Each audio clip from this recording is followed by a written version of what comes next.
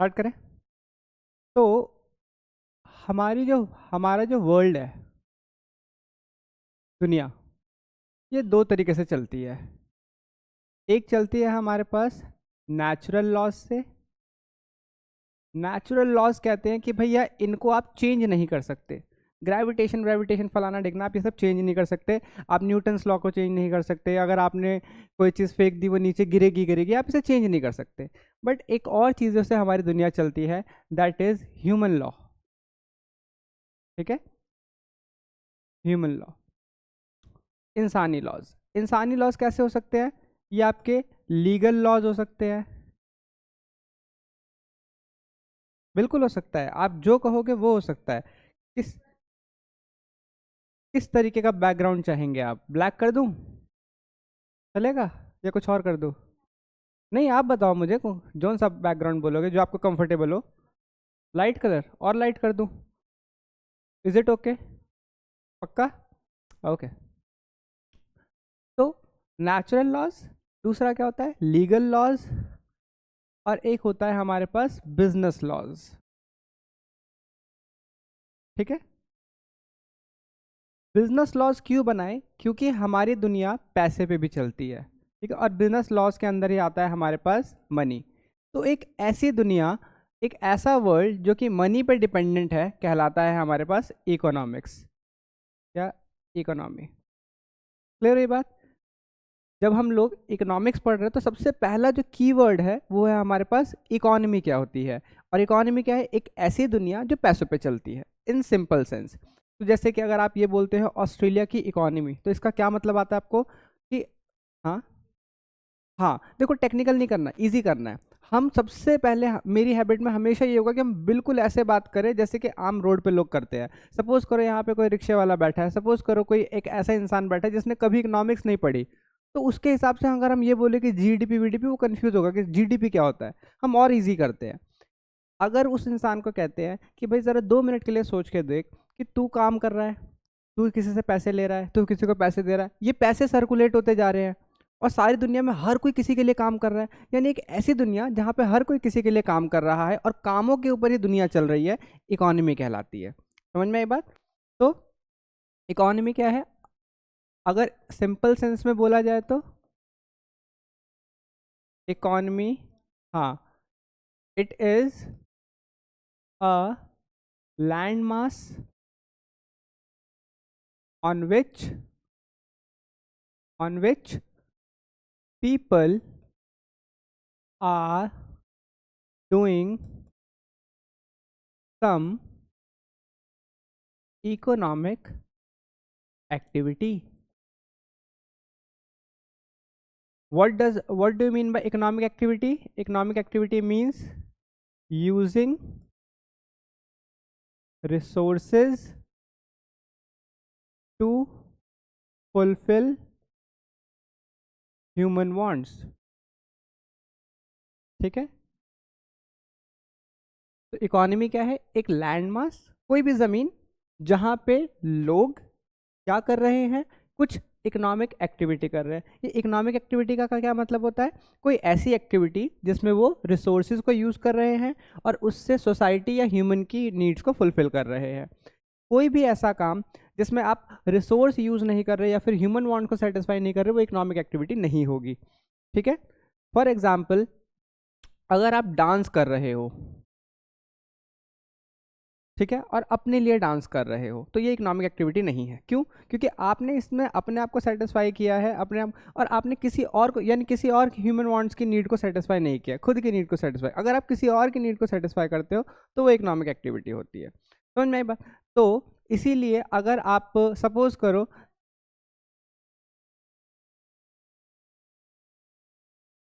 हम्म, हाँ, तो भी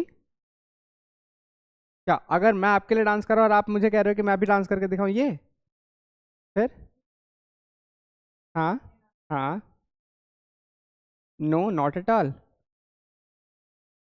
बिल्कुल। अब यहाँ पे एक और चीज आती है, क्या? Yes, coupled with money. ठीक है, कपल्ड विद मनी। कोई भी एक्टिविटी जिसमें पैसा इन्वॉल्व हो जाता है वो क्या कहलाता है आपके पास, इकोनॉमिक एक्टिविटी कहलाता है। यहाँ तक की बात समझ में आई। और आपने बहुत अच्छा एग्जांपल दिया कि क्या सारी एक्टिविटीज़ इकोनॉमिक एक्टिविटी होंगी, नहीं, जब तक उसके अंदर कोई प्रोडक्शन इन्वॉल्व ना हो और कोई प्रॉफिट या मनी इन्वॉल्व ना हो, ठीक है, तब तक वो नहीं हो सकता। तो आपको ये बात समझ में आ गई। अगर आपको इकोनॉमी समझ में आ गई तो इकोनॉमी के अंदर में हमारे को प्रॉब्लम्स भी होंगी, होंगी ना।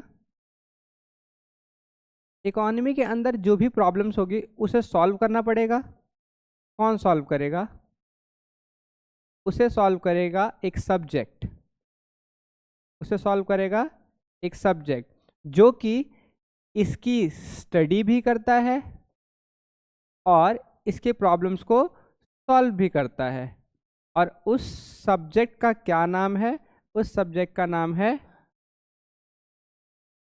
इकोनॉमिक्स। इकोनॉमी की स्टडी करने वाला सब्जेक्ट जो कि इकोनॉमी की स्टडी करे, उसकी प्रॉब्लम्स का स्टडी करे, उसको सॉल्व करे, कहलाता है इकोनॉमिक्स। तो इकोनॉमिक्स क्या है? एक subject which studies economy and try to solve the possible problems. ठीक है, दो बातें। तो हमने कितने वर्ड्स क्लियर किए? इकोनॉमी क्लियर कर लिया और दूसरा इकोनॉमिक सब्जेक्ट क्लियर कर लिया। अब जब मैंने ये कहा कि आपके पास प्रॉब्लम्स हैं,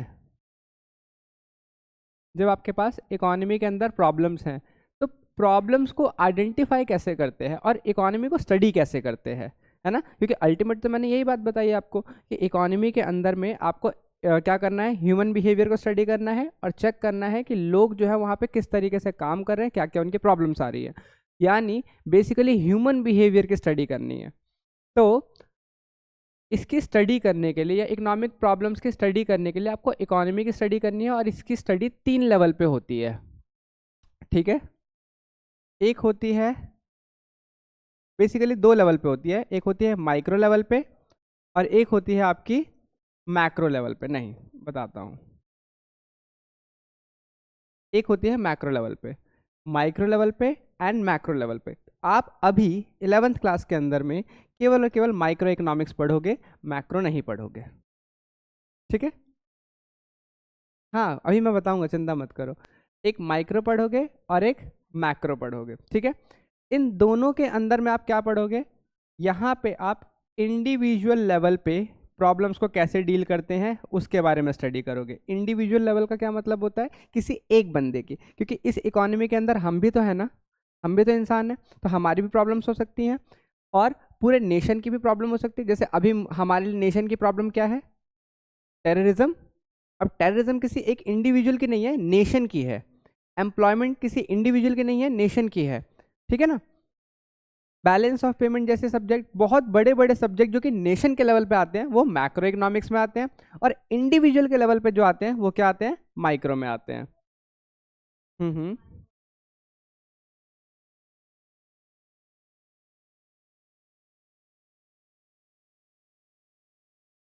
बिल्कुल। देखो देखो, जो सबसे बड़ा टर्म है ना वो है इकोनॉमी। इकोनॉमी के अंदर कहीं ना कहीं अकाउंट्स है या अकाउंटेंसी है, ठीक है। इकोनॉमी ड्रॉप करती है तो ऑफ कोर्स ये बात है अकाउंट्स के अंदर में भी ड्रॉप्स आएंगे। ये तो बेसिकली इकोनॉमी की एक्टिविटी को रिकॉर्ड ही तो कर रहा है। Accounting is what? Recording of transactions, है ना। तो अल्टीमेट इकोनॉमी बड़ी है, उसके अंदर एक छोटा हिस्सा वो है आपका अकाउंट्स। क्लियर हो गई बात? तो फिर वापस आते हैं हम कि सर आपने बताया कि हम इकोनॉमिक प्रॉब्लम्स की स्टडी करते हैं और 2 लेवल पे करते हैं, एक माइक्रो लेवल पे करते हैं और एक मैक्रो लेवल पे करते हैं, यानी एक इंडिविजुअल के बेसिस पे करते हैं और एक हम लोग करते हैं नेशन के बेसिस पे। हम फिलहाल नेशन के बारे में स्टडी नहीं करने वाले, ठीक है, हम करने वाले हैं माइक्रो लेवल पे। यहाँ तक की बात समझ में आई? अब अगर मैं आपसे कहूँ कि इकोनॉमी की आपको स्टडी करनी है और माइक्रो लेवल या मैक्रो लेवल किसी भी लेवल पे करनी है तो आप कैसे स्टडी करोगे? How to study economy and its problems. कैसे स्टडी करेंगे आप? कुछ तो तरीका होना चाहिए ना। ऐसे तो नहीं कि आप कुछ भी वो कर सकते हो, रैंडमली कुछ भी करना शुरू कर दोगे, कोई तो टेक्निक होगी ना।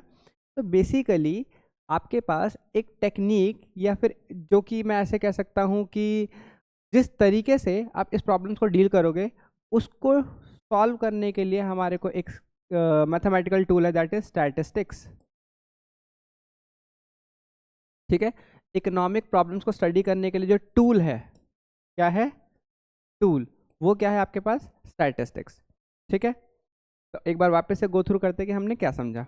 हमने समझा इकॉनमी, इकॉनमी जिसका मतलब होता है कि कोई भी जगह जहाँ पे लोग इकोनॉमिक एक्टिविटी कर रहे हो। इकोनॉमी है तो प्रॉब्लम्स होंगी,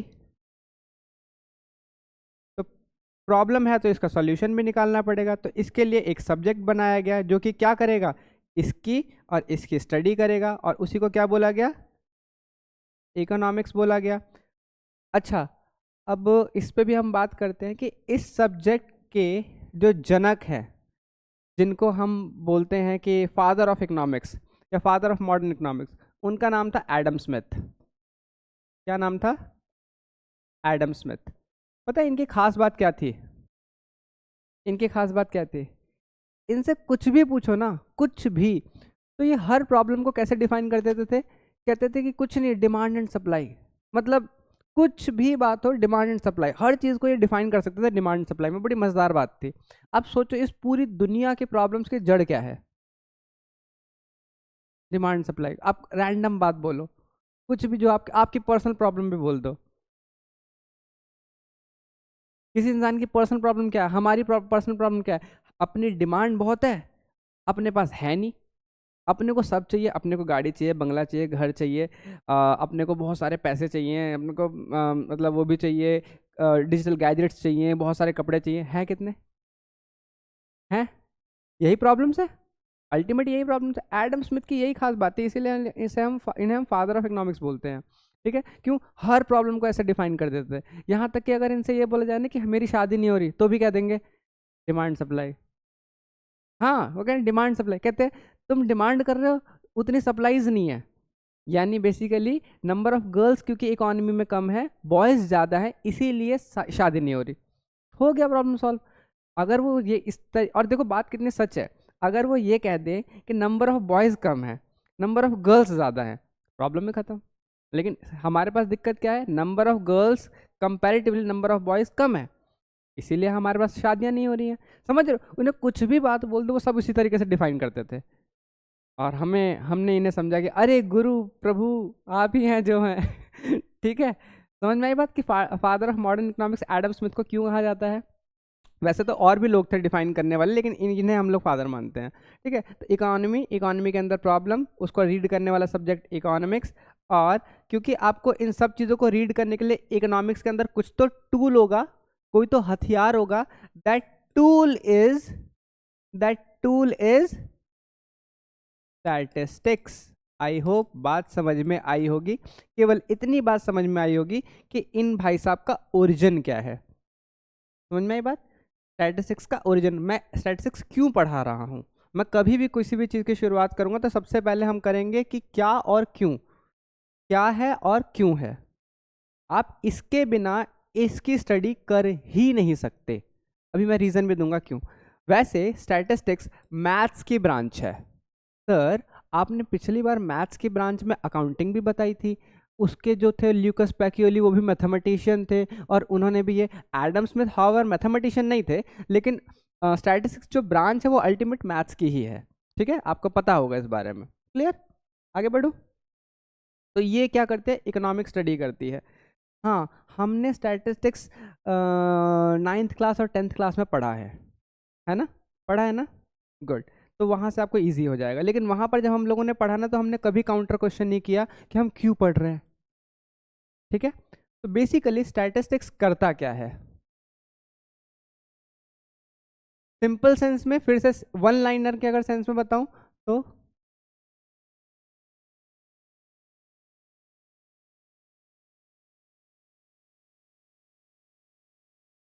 ठीक है, इट स्टडीज या फिर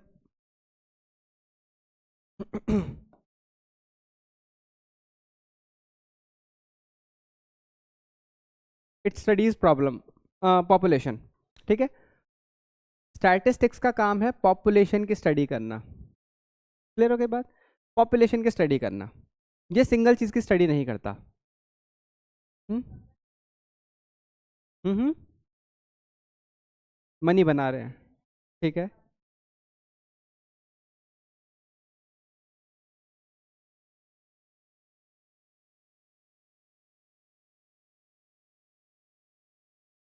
हम्म। पता है। हाँ, ये इसके लिए ना मैं आपको एक इंसिडेंट बताता हूँ।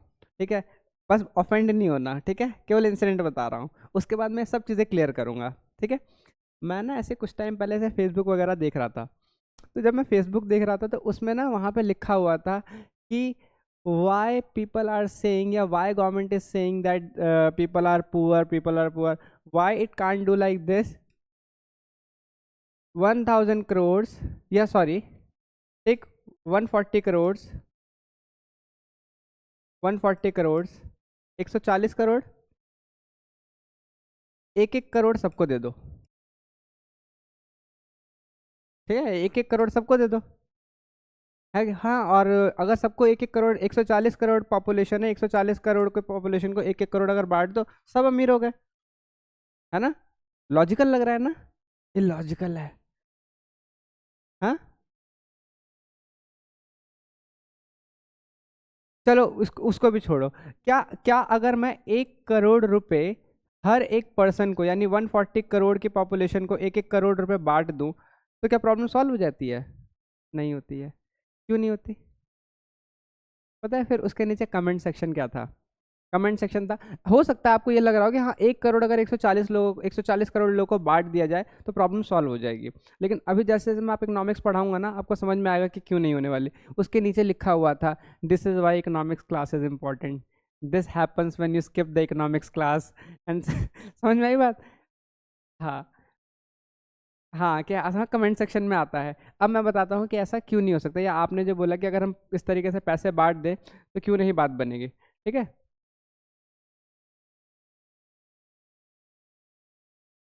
सबसे पहली बात, आप इस बात को ध्यान रखना,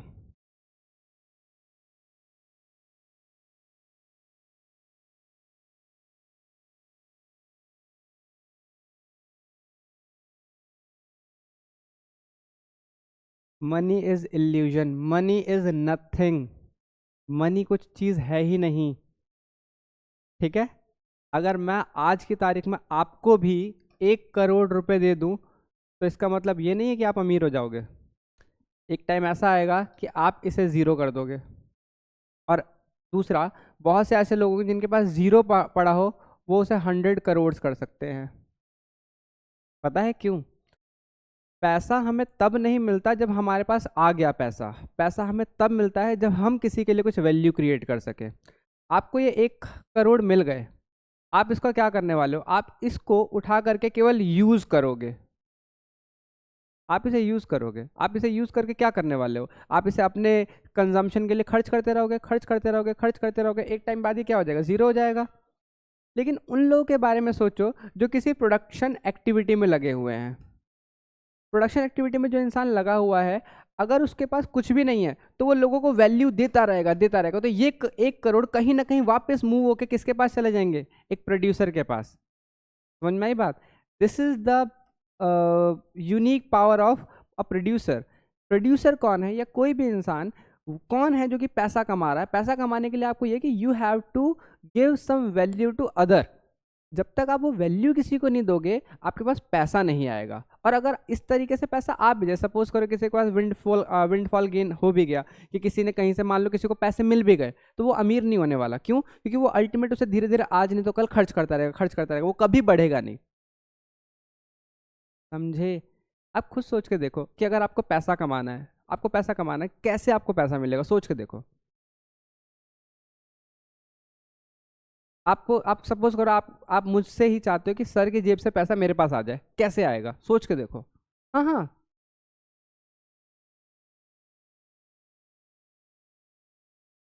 अब इसका मतलब क्या? आप मेरे लिए कुछ ना कुछ काम करोगे।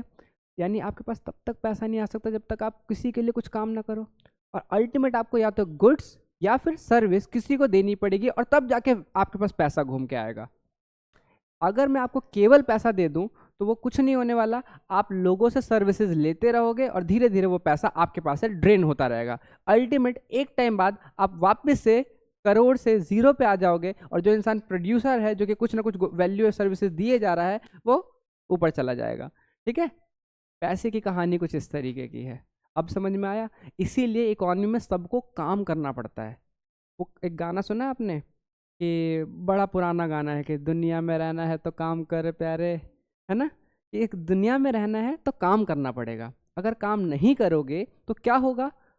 आप आज भले ही पैसा रखते हो, लेकिन कल तक में वो आप खत्म कर दोगे, और फिर एक टाइम बाद आपके पास जब पैसा नहीं होगा और आप काम भी नहीं करते होगे, तो फिर आप डिपेंडेंट बन जाओगे। समझ में आई बात? आई होप इतनी बात क्लियर हो गई। तो मैंने आपको क्या बताया कि स्टैटिस्टिक्स कुछ नहीं, आपकी इकोनॉमिक प्रॉब्लम्स की स्टडी करता है, और पॉपुलेशन की स्टडी करने वाले सब्जेक्ट को बोलते हैं स्टैटिस्टिक्स। क्लियर? अब हम बढ़ते हैं, स्टैटिस्टिक्स के दो ब्रांचेस होते हैं, या स्टैटिस्टिक्स को हम दो तरीके से डिफाइन कर सकते हैं।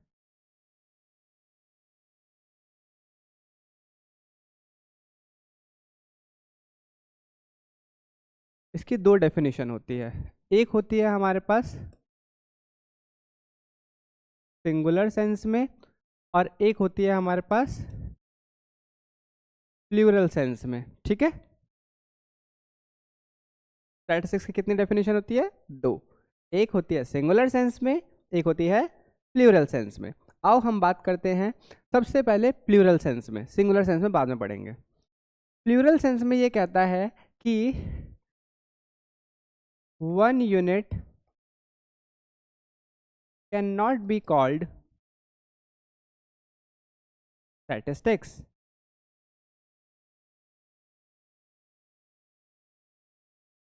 बताता हूं, इट स्टडीज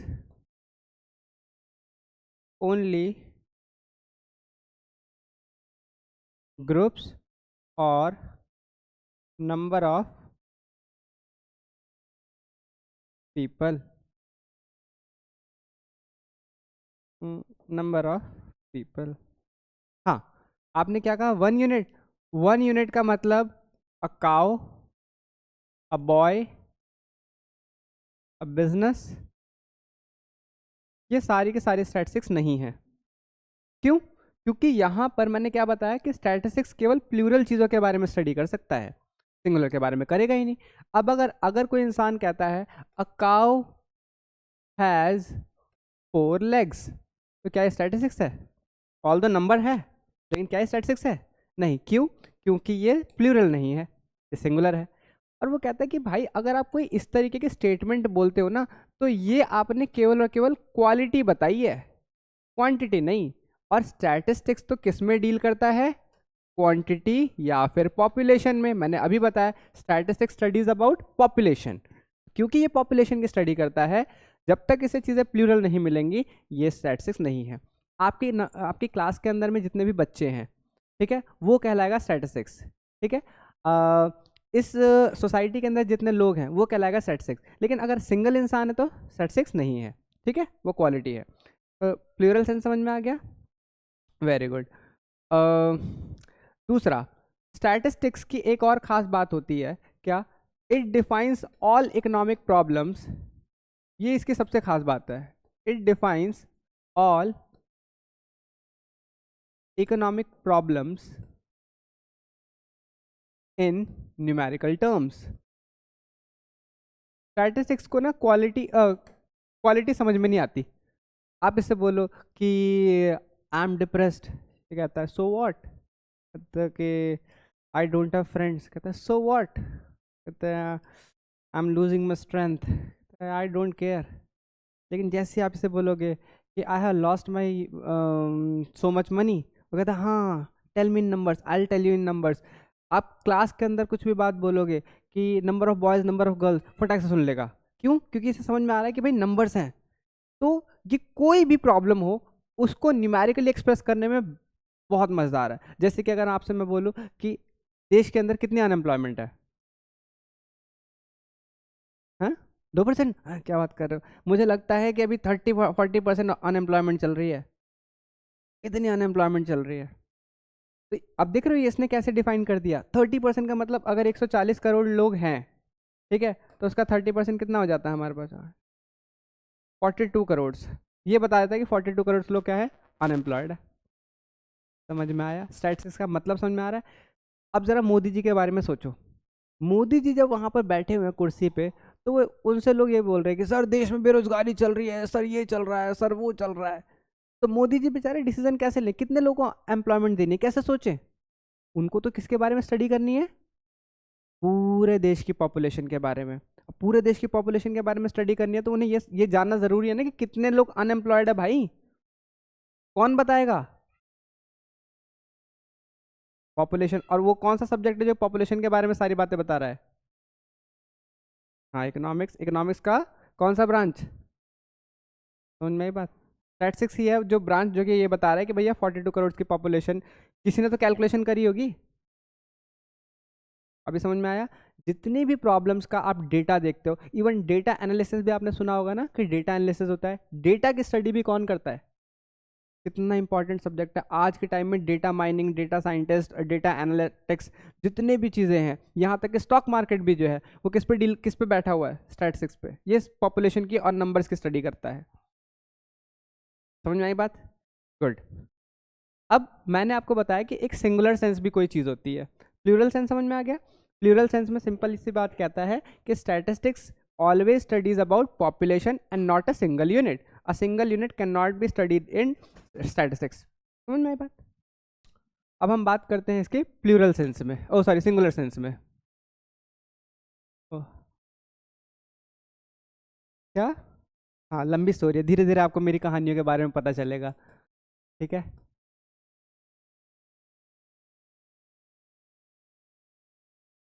सिंगुलर सेंस में क्या है स्टैटिस्टिक्स, अब अगर श्रेया मैं आपको एक डेटा दे दूं, ठीक है, और आपके ये किसका डेटा है, क्लास का डेटा है। क्लास के डेटा में क्या होगा,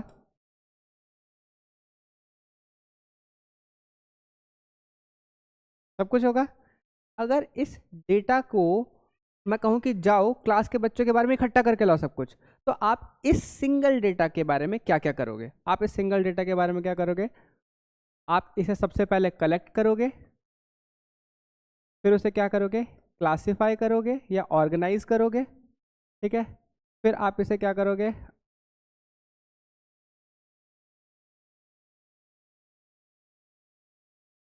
प्रेजेंट करोगे, फिर आप इसे क्या करोगे, इंटरप्रेट करोगे।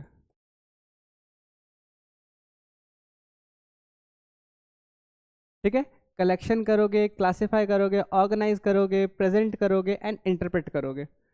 किसी भी डेटा, किसी भी सिंगल डेटा के बारे में ये सारा काम करना ही क्या कहलाता है, सिंगुलर सेंस में स्टैटिस्टिक्स कहलाता है। ठीक है, कोई भी डेटा उठा लो, स्टैटिस्टिक्स यही सारे काम करता है। उसके लिए क्या करता है, उसका पहले कलेक्शन करेगा, फिर उसके बाद क्लासिफाई करेगा, फिर उसे ऑर्गेनाइज करेगा, फिर उसे प्रेजेंट करेगा और उसे इंटरप्रेट करेगा। सर मुझे ज़रा बात समझ में नहीं आई, कलेक्शन का मतलब, सर्वे का नाम सुना है आपने, बहुत से लोग सर्वे करते हैं ना। अगर कल के दिन आप बिजनेस करने जाते हो, सपोज करो, अच्छा चलो मैं ही यहाँ पे बात करता हूँ, जब मैं यहाँ पर आया, जब इस जगह पे आया, या नितिन सर ने मुझे जब ये बात बताई कि आप यहाँ पर आके काम करो, तो हम लोगों ने ऐसा क्या किया कि हमें पता चला कि हमें यहाँ काम करना चाहिए, यानी मैंने सर्वे किया होगा, मैंने डेटा कलेक्ट किया होगा कि भाई नंबर ऑफ स्टूडेंट्स कितने हैं यहाँ पे, नंबर ऑफ सेंटर्स कितने हैं यहाँ पे, क्या सच में यहाँ पे लोग हैं, हो ही ना तो फिर क्या करता, मैं बिजनेस कर पाता, नहीं कर पाता। क्लियर हो गई बात, पहला कलेक्शन। दूसरा फिर मैं क्लासीफाई करता, मान लो आप सारे बच्चे छोटे ही होते, मेरी कोई पूछ नहीं होती, फिर क्या करते, है ना। दूसरा, कोई भी बिजनेस फिर क्या करता है, क्लासीफाई करता है, टारगेट करता है कि मुझे किसको टारगेट करना है, फिर ऑर्गेनाइज करता, एंड फिर प्रेजेंट। अब प्रेजेंटेशन भी आपने चार्ट्स देखे होंगे, जैसे कि पाई चार्ट, ग्राफ, बार डायग्राम, ये सब देखा होगा। और इंटरप्रिटेशन में आपने क्या किया होगा, आपने मीन, मीडियन और मोड वगैरह के बारे में सुना होगा, ठीक है ना, इन सब चीज़ों के बारे में। तो सिंगुलर सेंस में स्टैटिस्टिक्स हर डेटा के बारे में ये सारे काम करता है, किसी एक डेटा के बारे में। क्लियर है बात। चलो अब थोड़े से आपको ज़रा मैं नोट्स का दर्शन कराऊं, क्योंकि बहुत देर से मैंने बकर बकर कर ली है, तो थोड़े नोट्स दिखाते हैं क्योंकि वो भी देखने ज़रूरी है। हम्म।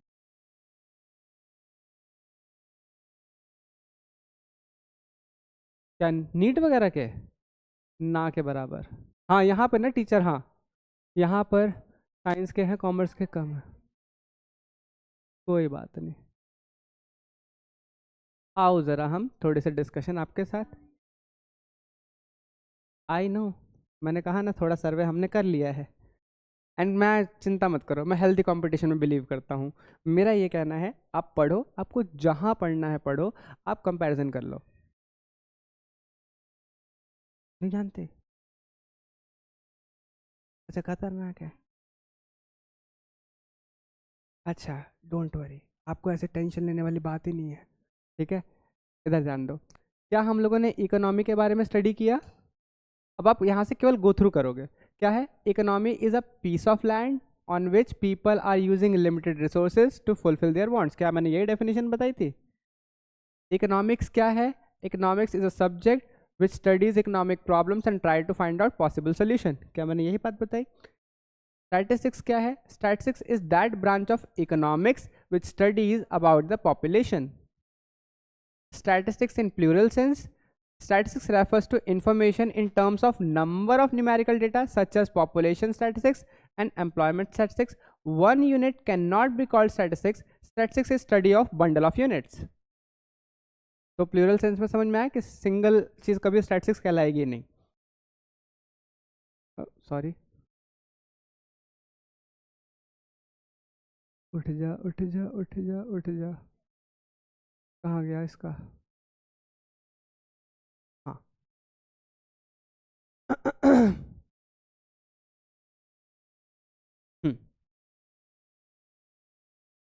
सिंगुलर सेंस में, तो सिंगुलर सेंस में क्या है? इट रेफर्स टू टेक्निक और method relating to collection, classification, presentation, analysis, interpretation of quantitative data.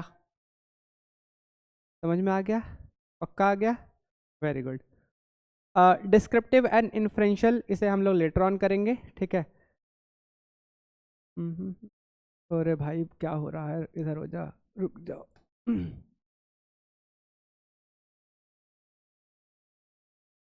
अब हम बात करते हैं स्टैटिस्टिक्स के फीचर्स की, ठीक है।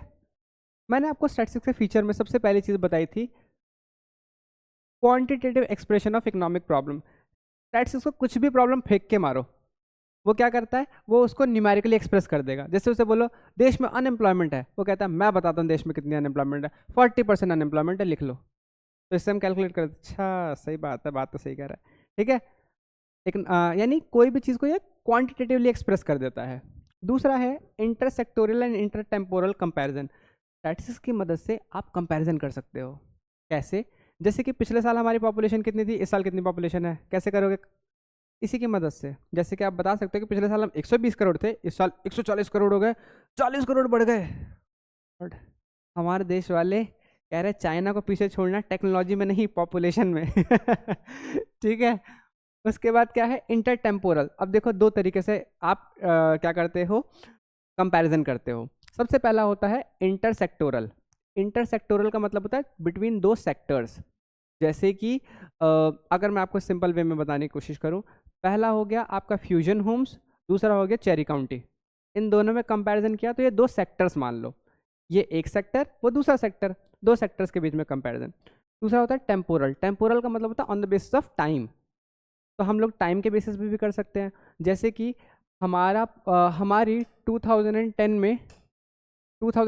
में क्या पॉपुलेशन थी और 2020 में क्या पॉपुलेशन थी, ये क्या है? Temporal comparison. किसकी वजह से हो सकता है? स्टैटिस्टिक्स की वजह से ये हमें कंपैरिजन करने का बेस दे देता है। समझ में आई बात? फिर आता है work on cause and effect relation. पता है इसकी एक और अच्छी बात होती है कि ना, ये हमारे को इसके बारे में भी आइडिया दे देता है कि भैया कोई भी परेशानी है उसका कॉज क्या है और इफेक्ट क्या है। जैसे कि आज की तारीख में अनएम्प्लॉयमेंट है, क्या फ़र्क पड़ता है? आपके पास पैसा आ रहा है ना, लेकिन आपको अनएम्प्लॉयमेंट क्यों इम्पैक्ट करेगी? मैं बताता हूँ। हाँ, अनएम्प्लॉयमेंट एक क्या है? कॉज है, और इसका इफेक्ट क्या है? Unethical practices. समझ में आई बात? देश में जितने लोग बेरोजगार रहेंगे उतना अनएथिकल प्रैक्टिसेस यानी क्रिमिनल एक्टिविटी बढ़ती जाएंगी। क्यों? क्योंकि उन्हें भी तो अपनी नीड सेटिस्फाई करनी है, तो वो क्या करेंगे? चोरी डकैती जो भी क्रिमिनल एक्टिविटी है वो करेंगे। अनएम्प्लॉयमेंट का कॉज एक बहुत बड़े इफेक्ट पे है।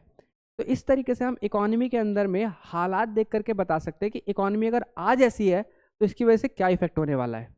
समझ में आया बात? अगर आज महंगाई है तो कल के दिन हम श्रीलंका बन जाएंगे।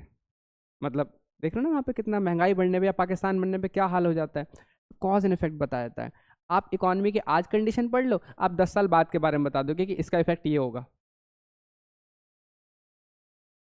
Construction of economic theories and economic models. आपने गुजरात मॉडल के बारे में सुना? सुना नहीं सुना कोई बात नहीं। दिल्ली का मॉडल सुना? ऐसे ही ऑस्ट्रेलिया का मॉडल, जैसे बहुत बहुत सारी इकोनॉमीज होती हैं उनके मॉडल्स होते हैं। जैसे कि मैं एक सिंपल वे में एग्जांपल देता हूँ, चाइना के बारे में थोड़ा सा बताता हूँ आपको, मज़ेदार बात है। चाइना के अंदर में कोई रिलीजन नहीं है, यानी वहाँ पे कहते हैं कि रिलीजन्स को मानते ही नहीं, दे आर एथिस्ट। ठीक है? एथिस्ट का मतलब वो किसी धर्म को नहीं मानते। हाँ, हाँ वो उनका ये है। एक चीज़ वेरी गुड। दूसरा, उनके यहाँ पे प्रोडक्शन को और काम को बहुत इंपॉर्टेंस दी जाती है। सब कुछ है, काम करते हैं, हर एक आदमी प्रोडक्शन में लगा हुआ है, तो वो एक मॉडल हुआ। On the other hand India जैसी इकोनॉमी के अंदर बात करो तो सर्विसेज पे ज़्यादा लोग डिपेंडेंट हैं। यहाँ पे कोई भी ये नहीं कहता कि मुझे एंटरप्रेन्योर बनना, मुझे प्रोडक्शन करनी है, मुझे कोई बिजनेस एस्टैब्लिश करना है। सबको क्या करना है? सरकारी नौकरी करनी है। सबको क्या करना है? सबको जा करके नौकरी के चक्कर में भागना है। सबका ये, तो ये एक मॉडल हो गया। गुजरात एक मॉडल हो गया। ऐसी तो economic theories and economic models भी कौन बना के देता है? स्टैटिस्टिक्स। वो स्टडी करता है और बताता है कि इस मॉडल में ये चीज़। और देखो सच बात बताऊँ, हर मॉडल सक्सेसफुल है, हर मॉडल फेलियर है। ऐसा थोड़ी है कि चाइना के अंदर में कोई दिक्कत है। चाइना अपने मॉडल पे काम कर रहा है, इंडिया अपने मॉडल पे काम कर रहा है, अमेरिका अपने मॉडल पे काम कर रहा है। किसी जगह पे अमेरिका के अंदर में अगर आप देखोगे तो वहाँ पे लोग खर्चा बहुत करते हैं। उनके ये है कि वहाँ पे कसिनो पे गेम खेलना भी बहुत बहुत अच्छी बात है। उनके लिए ये है कि बाकी सारे काम करना भी बहुत अच्छी बात है। On the other hand India जो है वो क्या, सेविंग में ज़्यादा बिलीव करता है। अपने अपने model.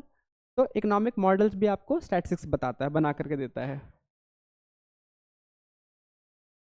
Economic forecasting, what does it means?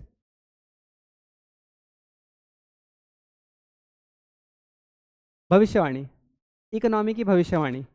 अगर आपको इकोनॉमी की भविष्यवाणी करनी है ना तो उसके लिए स्टैटिस्टिक्स आपकी मदद कर सकता है। आप देश के हालात स्टैटिस्टिक्स के देख करके बता सकते हैं कि देश इस जगह पे जा रहा है। इकोनॉमिक फोरकास्टिंग, ठीक है।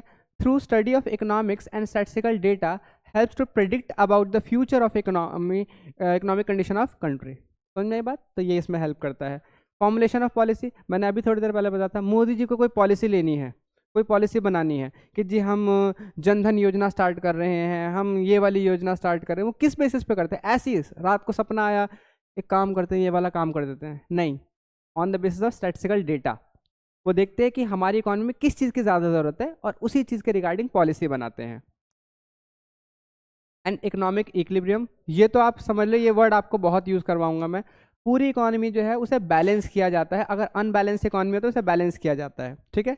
And that is known as economic equilibrium. ये भी बता देता हूँ क्या है। इकोनॉमी के अंदर दो फोर्सेस चलते हैं, एक डिमांड और एक सप्लाई। पूरा टसल ही इस चीज़ का है कि डिमांड सप्लाई जो है आपस में बैलेंस हो जाए। अगर ये बैलेंस हो गया, मज़े आ गए। सारा टसल इस चीज़ का है कि मेरे खर्चे जितने मेरी इनकम हो जाए। अगर ये बराबर हो गया, मज़े आ गए, ठीक है। लेकिन इकोनॉमिक्स के कुछ स्टैटिस्टिक्स की कुछ लिमिटेशन भी है। लिमिटेशन नंबर 1, ये केवल न्यूमेरिकल फैक्ट्स को स्टडी करता है, यानी इसको क्वालिटी से, इसे क्या हो रहा है,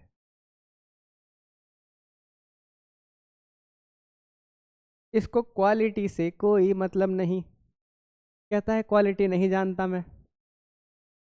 देश के अंदर एक ना हैप्पीनेस इंडेक्स होता है, कहता है हैप्पी वैप्पी नहीं समझ में आ रहा मुझे, मुझे ये बता रहा प्रोडक्शन कितनी है, इनकम कितनी है, ये सब कर लूँगा मैं, ये सब चीज़ों के बारे में नहीं पता मुझे, ठीक है।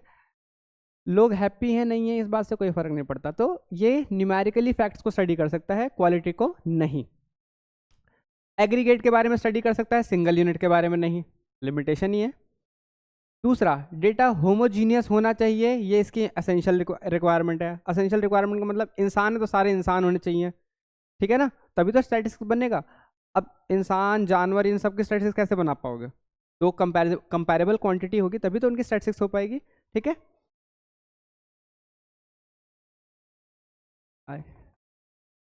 सॉरी, ये वही कि डेटा होमोजीनस होना चाहिए, यानी सारे लोग एक जैसे होंगे तब जाके सारी क्वांटिटी एक जैसी होगी तब जाके उनका डेटा बन पाएगा। एक क्लास के बच्चों का तो डेटा बना पाओगे जब सारे क्लास के हैं।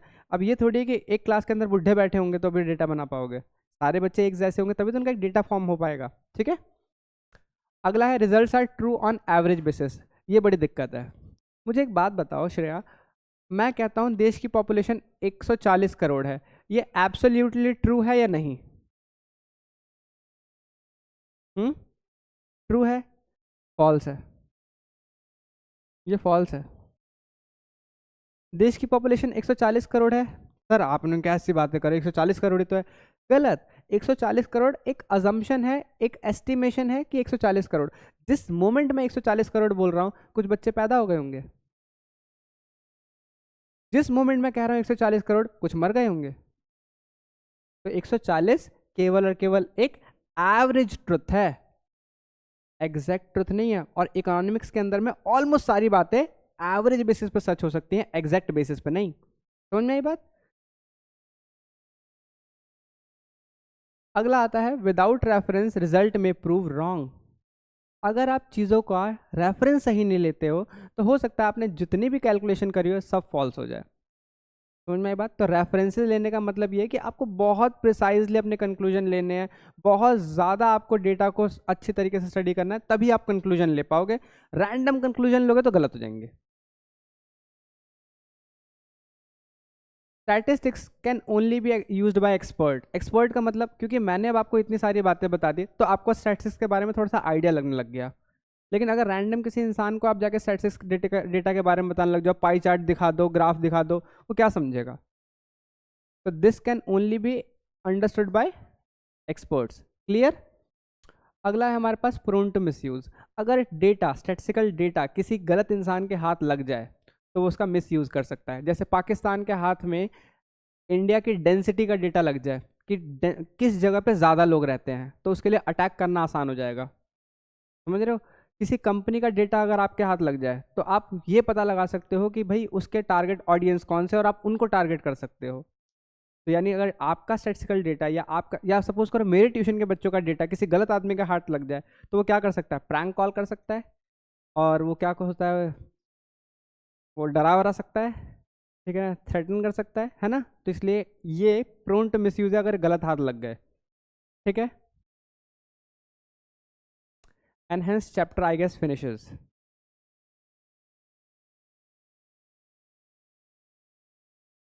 ठीक है, क्या हुआ? कौन कौन सी 5 चीज़ बताओ।